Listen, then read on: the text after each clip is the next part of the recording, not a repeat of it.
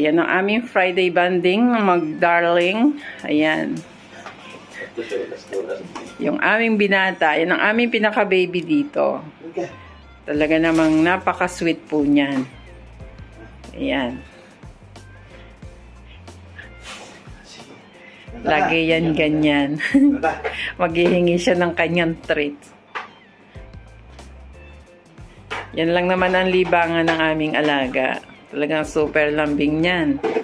Talagang mas may konsuelo pa yan sa talagang kung iisipin mo, parang talagang bata yan. Kaya talagang kabilang na yan sa aming pamilya. Kami lang namang tatlo magkasama palagi. At talaga naman nagbibigay siya ng kaligayahan sa amin. So, yan guys. Kung paano namin alagaan ang aming si Charlie Boy. Talaga namang mabait yan. So, yan. Yan yung kanyang kalaro. Palagi silang magkalaro niyan. Palagi ko silang iniiwanan dito.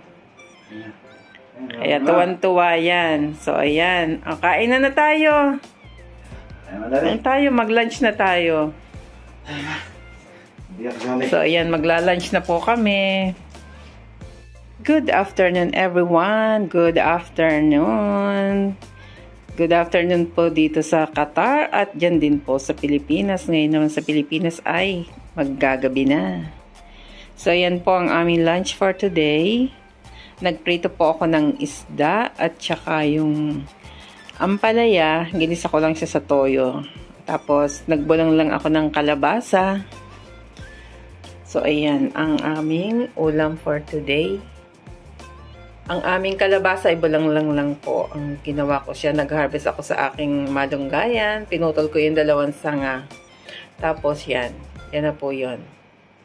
So, ayan. Ito yung pritong isda, ang kanin namin. At meron din naman kaming juice, syempre, at tubig. Yan lang po ang aming lunch for today. So, ayan. Kain po tayo. Masarap na po ito para sa amin. Kasi, ito po yung aming pinakamasarap na araw, yung Friday.